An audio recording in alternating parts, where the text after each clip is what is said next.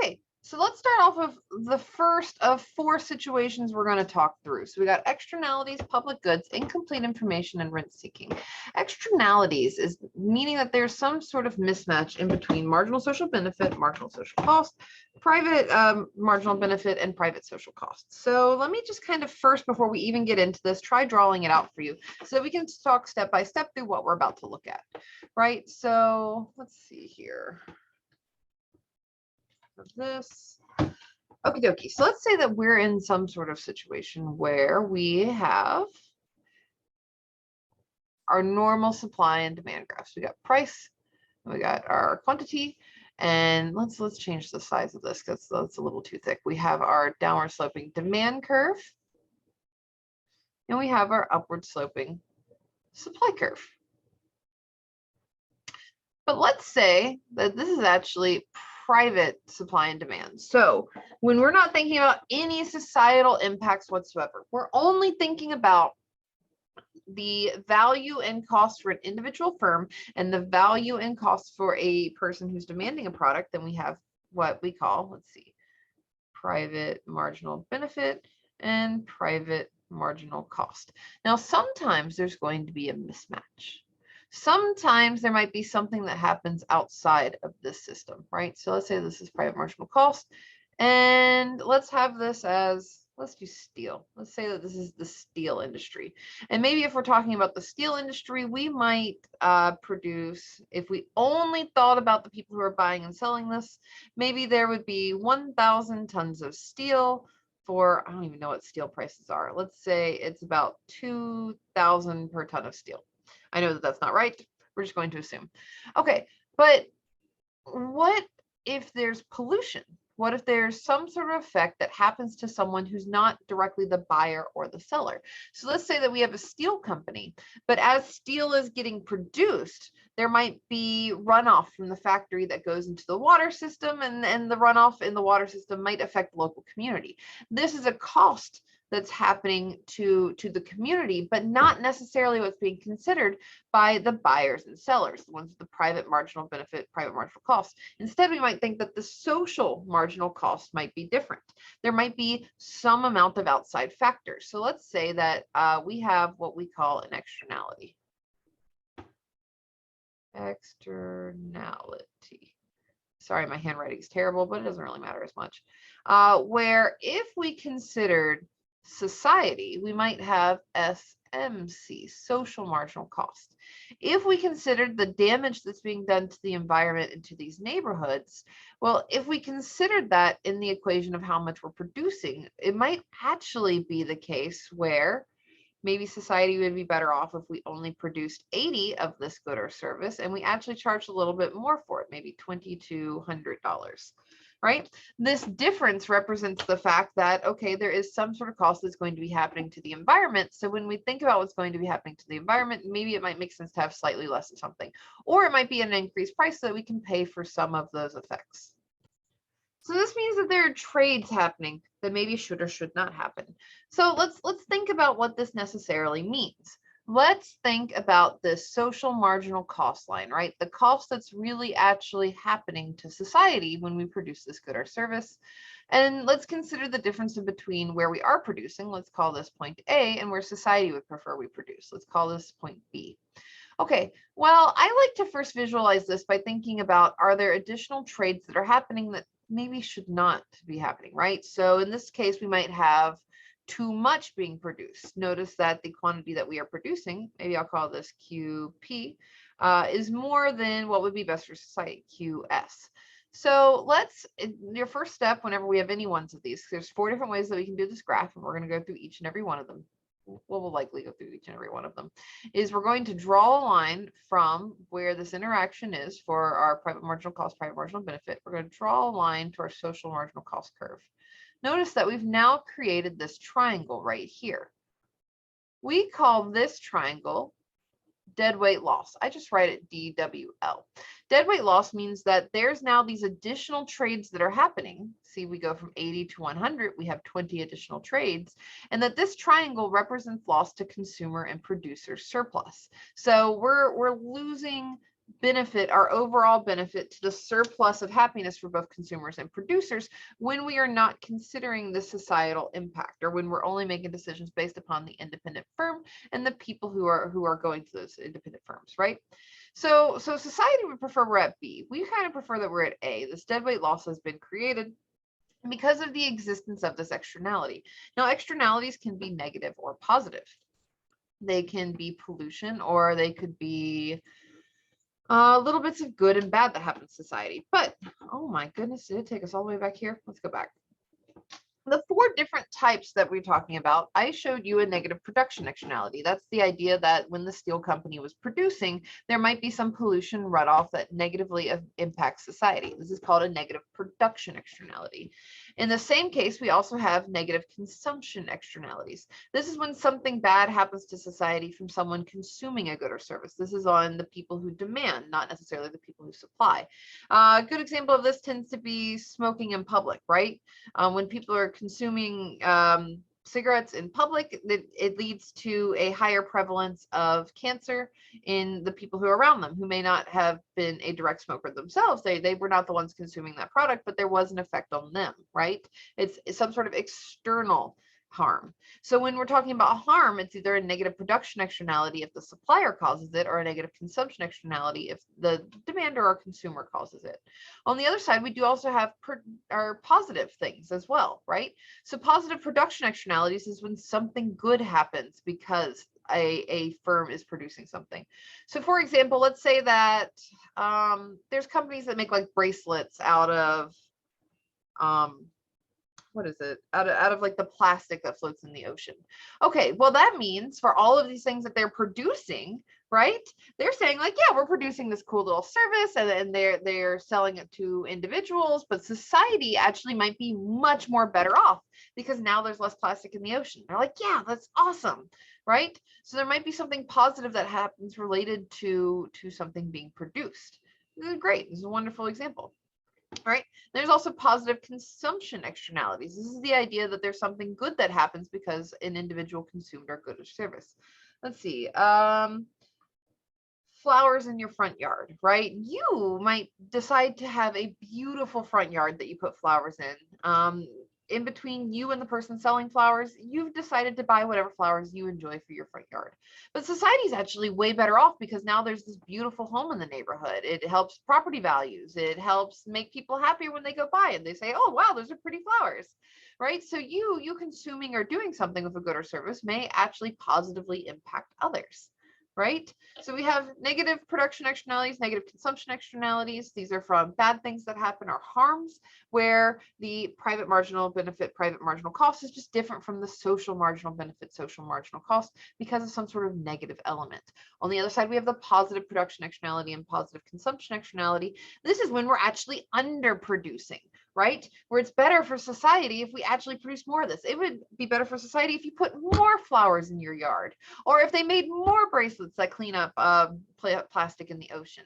So the deadweight loss in those cases might be the fact that we are underproducing. The loss to total surplus isn't that we are producing too much, like in the negative case, but that we're producing too little in the positive case. So once we go through let's just talk about each of these. We're going to go through them pretty quickly because I think I've already kind of told them in detail. But just to definitely reinforce where we are, negative production externalities, they're very, very common.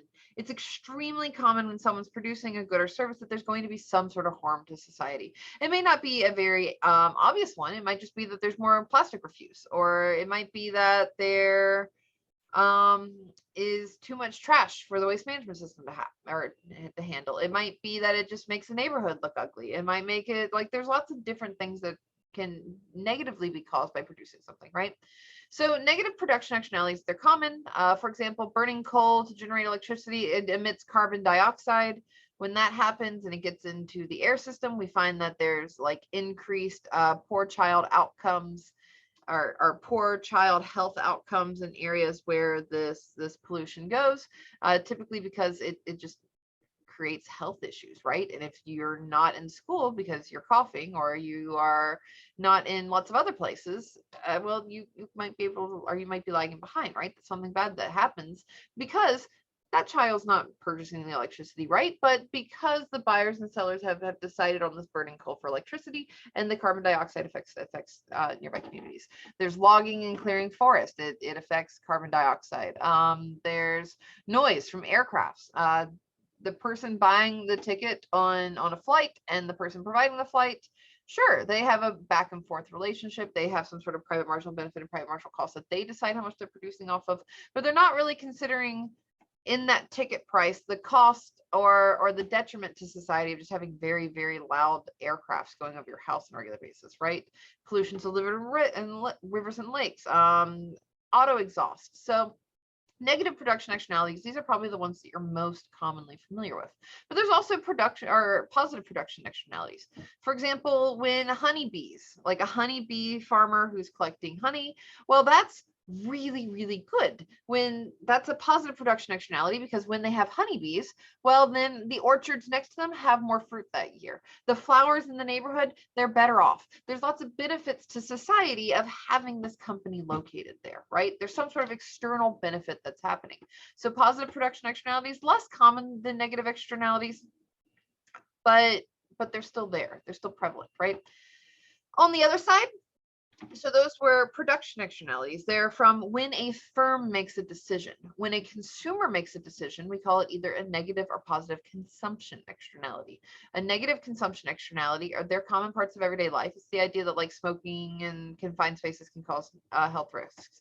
Noisy parties, when you decide to consume everything related to a party, well, you're doing that for your own benefit. You're not really thinking about any sort of pollution that might be happening from annoying your neighbors, right? Or loud car stereos disturbing the peace, or smartphones ringing in class breaking people's concentration.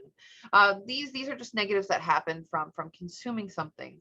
Positive consumption externalities, these also, they're pretty common. They're pretty common, right? It's like the idea of like a flu vaccine. Everybody who is around you is less likely to get the flu now. You don't necessarily get the flu vaccine because you're like, oh, well, I would be totally better off for having the flu vaccine, and my neighbor would be better off. That's not necessarily the thought process, right? A lot of the time when you determine if you're going to get the flu vaccine or not, you think about your own personal benefit, but there is societal benefits of less flu in the area. When owners of historic buildings decide to restore their buildings, like we have had on Main Street in Edwardsville, they've been going through and restoring some of the historic houses and some of the museums.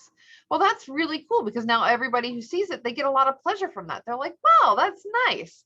Well, when the museum decides to redo the front, they don't necessarily, or the front of their building, they don't necessarily consider how much happiness is caused in society, right? They're thinking about their private benefit from consuming the materials it takes to fix this, not necessarily thinking about how much better society is. It might actually make more sense or be in society's best interest to actually redo lots of buildings as opposed to just the one. All right, so there's positive consumption externalities. These are the ones that are the little bits of good that happen from consuming something. So in this, we have the idea of private, external, and social costs. So let's go through and let's think one more time in the graph that I had shown you. So actually, let's go back here. All right, so let's think about this one other way. Let's start off with a clean drawing slate. So we need to think about the marginal social cost. If marginal social cost has changed, and that means, let's see, we got our price, we got our quantity, we got our upward sloping demand curve and downward sloping supply curve. Let's say that this is private marginal cost, or excuse me, private marginal benefit, private marginal cost. We only really change one of these at a time. So if there is some sort of marginal social cost or social marginal cost, is what I prefer to call it, then we're going to have some sort of line like this, right? There's going to be some difference in between it because there's going to be a difference in between A, where the buyer and seller would like to produce and at what price, and B, where society would like you to produce and the price for it, right? So there's a difference in between the two, and that's because there's this idea of marginal external cost. Marginal external cost. That just means that the social marginal cost equals the private marginal cost, the cost to the independent producers of producing this good or service, plus some sort of external cost. what it costs society to produce one more of something. That's just what it equals. Okay. So when we're thinking about these marginal external costs, these are the idea of, please stop switching the screens like this. Okay. We express these costs typically in dollars, but it's very, very difficult to think about in terms of dollars, right? How much happiness in dollars did your neighborhood get when you put in new flowers? How much cost in dollars did the local neighborhood have when an extra 2% of pollutions went into the water, right? Like that's very difficult to be able to understand, but these are the differences in between the two, right? So here's just another example of what I already showed. If you do not like my drawings, because in all fairness, my handwriting is terrible, and this is for the negative externality situation. If it's a positive externality, we are instead going to move excuse me. I'm just all over the place, right? If it's a positive production externality, we shift that supply curve outwards. If it is a negative consumption externality, we shift the demand curve inwards. If it's a positive one, we shift it outwards. That's fine. I don't really ask you to graph them at any point. I just ask you to be able to understand the difference and the nuances in between the idea that there might be some difference in between the marginal private cost and the marginal social cost, and that the difference in between these two, we like to call them externalities, but this is the idea that there's marginal external cost. There's some sort of cost to society that is not being accounted for. If we don't account for it, then we're going to have some amount of inefficiencies, right? So let's say that we have our normal supply and demand curve right here, and then we understand that marginal social cost may be way up here. Well, then notice that we have had a triangle that's created. This triangle is again called deadweight loss. It's the idea that we might be producing too much of something in this case, when we have a negative case. If it was a positive externality, then we'd be producing too little of something. Okay. Alrighty. So what are some ways that we can circumvent these differences, right? It's the idea of like how can we get more like private firm decisions and society decisions kind of more in line, or at least in a way where we've thought about the pollution that might be happening, or the harm that might be happening, or the good that might be happening, and incentivizing more of that good to happen. Well, one way to go about this is the idea of establishing property rights, right? When there's property rights, it's a lot easier to establish harm or to establish benefit. And from there, then you're able to negotiate in between the two. So 3 approaches to overcoming efficiencies or these inefficiencies that we have are: 1, to establish property rights. So if we know who owns the river, for example, let's say we have a steel company polluting the river. Well, if the steel company owns the river and we know that that property right is there, then okay, then they have the right to pollute in it. And then the people within the town can come to them and say, hey, we will pay you to not pollute this river. We can do that because there's well-established property rights. Let's say it goes the other direction. We have a steel company wanting to pollute into the river, but the town owns that river. Well, the steel company then, because there's well-established property rights, might be able to come to the city and say, hey, I would like to pollute here. May I please pay you X amount of dollars for the right to be able to pollute so much into this river? If there's well-established property rights, then it's and there's legally established titles to the ownership, use, and disposal of the factors of production, the land, the labor, the capital, the entrepreneurship, then it makes it easier to be able to at least incentivize or understand this difference in between the private marginal cost, private marginal benefit, and the social marginal cost, social marginal benefit, because you're able to negotiate in between the two, right? In these, you can also mandate clean technology. So mandating clean technology is also a way to have some sort of control over these inefficiencies, or you can tax or price pollution.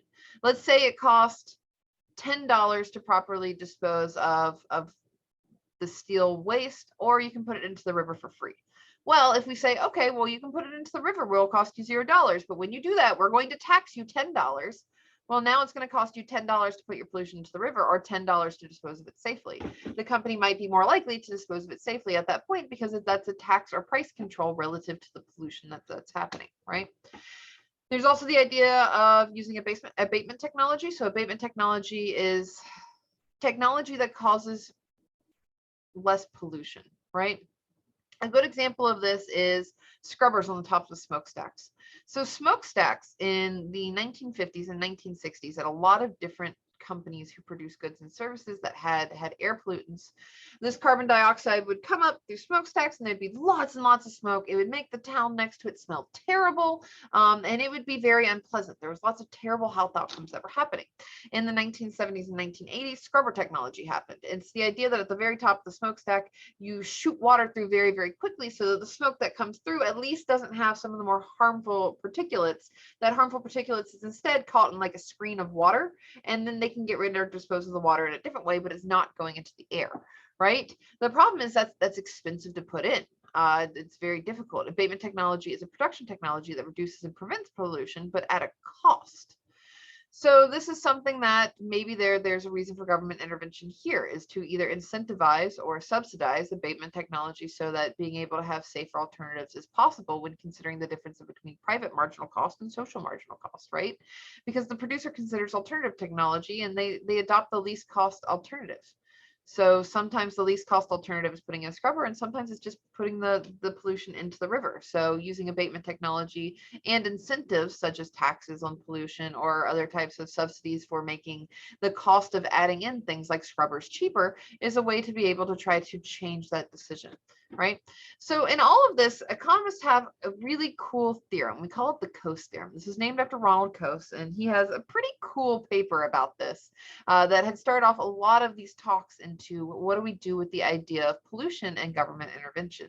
The Coase theorem proposes that as long as there is well-established property rights, you know who owns something that is being affected, and there's a small number of parties and transaction costs are low. This means that they can talk to each other easily, right? It's the idea of like there's one steel company in a town and they're able to communicate.